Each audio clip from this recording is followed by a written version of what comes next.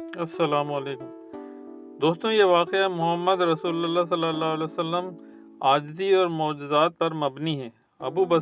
امام ابو بصیری مصر کے رہنے والے تھے اور اپنی شاعری کے ذریعے دین اسلام کی خدمت کیا کرتے تھے۔ ایک دن وہ فالج کی بیماری میں مبتلا ہو گئے اور شدید تکلیف میں مبتلا ہو گئے۔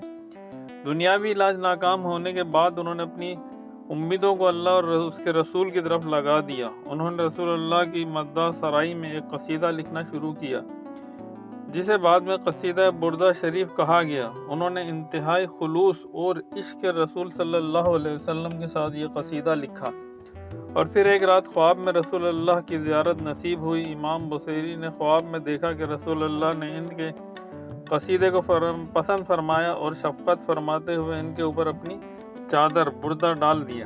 اس خواب کے بعد وہ بیدار ہوئے تو ان کی بیماری مکمل طور پر ختم ہو چکی تھی اور وہ صحت یاب ہو گئے۔ یہ قصیدہ رسول اللہ کی محبت، مدح اور شان میں لکھا گیا۔ اس کے اشعار میں نبی اکرم صلی اللہ علیہ وسلم کی صفات، معجزات اور ان کے مقام کو بڑے ہی خوبصورت انداز میں بیان کیا گیا ہے۔ قصیدہ بردہ شریف کو دنیا بھر میں بڑی عقیدت اور احترام کے ساتھ پڑھا جاتا ہے۔ یہ نہ صرف ادب کا شاہکار ہے بلکہ ایمان کو تازگی اور محبت رسول اللہ میں اضافے کا باعث بھی ہے۔ دوستوں، ویڈیو پسند آئی تو لائک، شیئر اور سبسکرائب ضرور کیجیے گا۔ جزاک اللہ۔